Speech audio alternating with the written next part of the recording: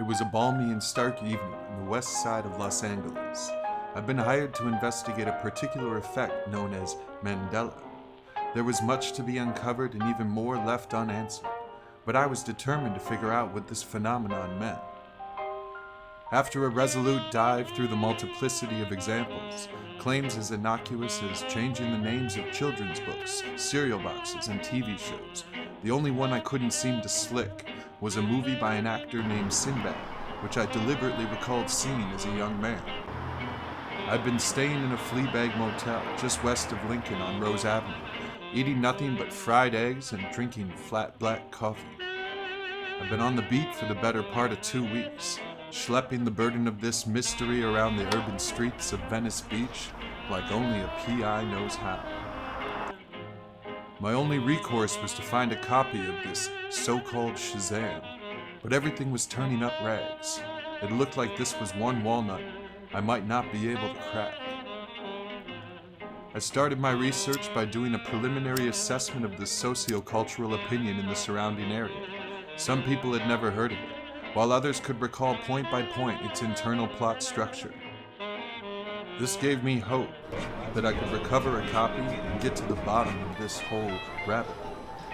Venice was weird, interestingly so, and I'd begun to like this town, where the jokers and misfits rubbed shoulders with the well-to-dos and career socialites, where the ne'er-do-wells and the scallywags begged for coins from the equity-lined pockets of tech executives, a place where the motley crew of America could flock like iron filaments to a high-powered magnet. This was my kind of town, and I just might stay a while. So I decided to head down to the last VHS store at the end of the universe.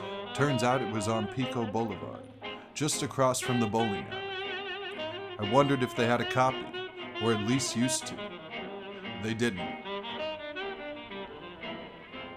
However, the old store clerk with stringy gray hair and steel-framed glasses said he remembered shelving it over a decade ago.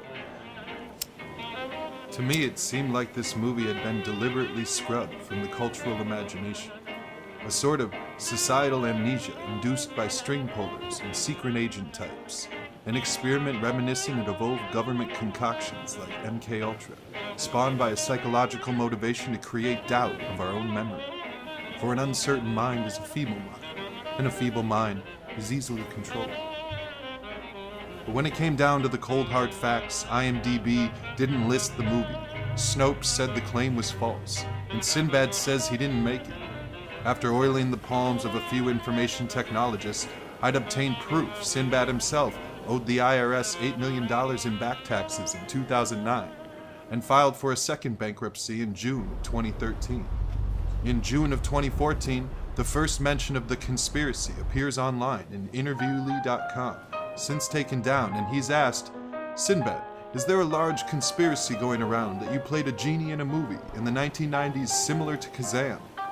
Sinbad responds, "It was Shaq, Shaq, Shaq, but we all look alike."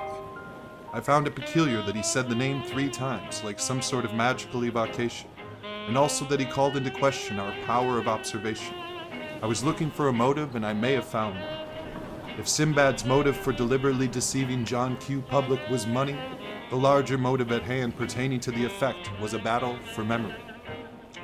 Fast forward to September 2016, where Sinbad casts doubt upon our entire generation's power of recollection, tweeting, "Have you noticed no one my age has seen this so-called Sinbad genie, and only you people that were kids in the 90s," adding, "the young mind." The day before April Fool's in 2017, College Humor posts a fake, real release of the movie, which appeared to actually contain the original footage. However, it was interspliced with Fruit Loops cereal boxes and government agents handing manila envelopes labeled top secret to one another. I suspected psychological warfare may be afoot. If so, just who was moving the pieces? Zooming out, the whole thing reeked of a bunch of ad executives foisting some memory-based marketing plan to hack into the minds of the American public. The claims were all of a rather trite affair, perhaps to see if we might quibble over theoretical quantum changes to cereal boxes and the like. In my mind, the whole thing was a red herring, designed to trap the culture's mentality into a state of feeble insecurity. As of today, the permutations of the impact of the effect remain unknown. Undoubtedly, they have induced elements of disbelief, mania, self-doubt, and even lunacy. I had a meeting at IHOP at 0400 with the gentleman that had hired me, and I was beginning to suspect it was to make sure their own security measures were intact. And about that damn VHS tape, if Frankel would come through on the drop, then I'd really have something.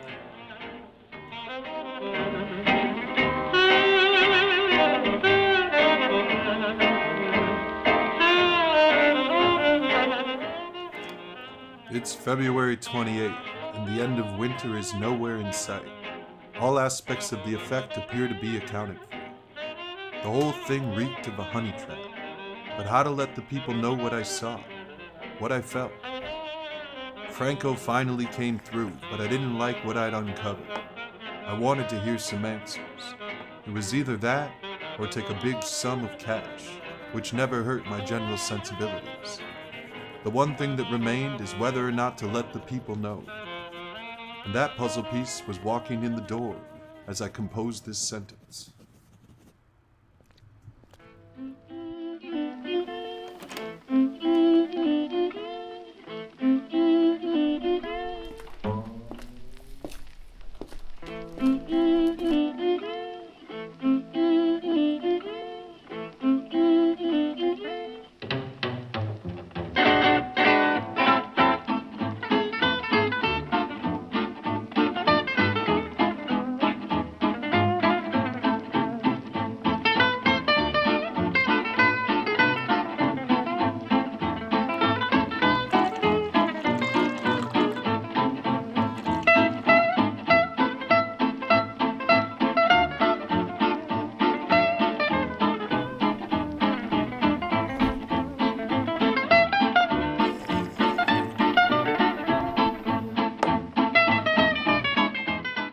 Got my money?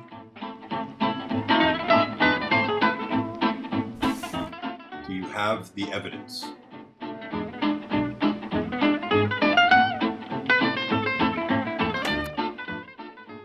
Where did you find it? Before I give you this piece of evidence, I've got a few questions. I don't pay you to ask questions. At this particular point, you have not paid me. And if I recall correctly, I'm the one holding the asset. So if you want this video, I've got a couple of fucking questions.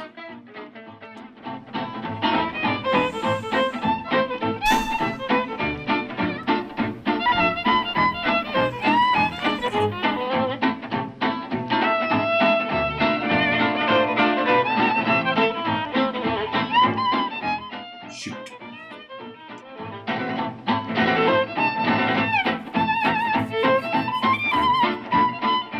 Is this the first time you've done this? No. Is this the last time you'll do this? No, that's 2. That's all I needed to know. Before I give you this, I'd like to tell you something. And what's that? You people think the human mind is weak, fragile, easily baffled. That's your weakness. The human mind is resilient, and all this doubt you're attempting to sow will come back upon you in the form of courage. You cannot take our memory. We can try.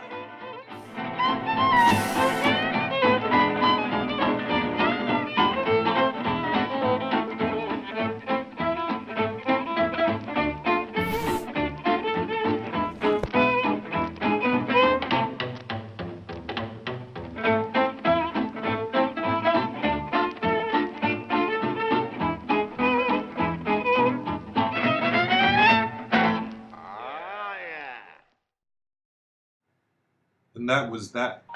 Another case and a pile of cash. For some reason, this one didn't sit right.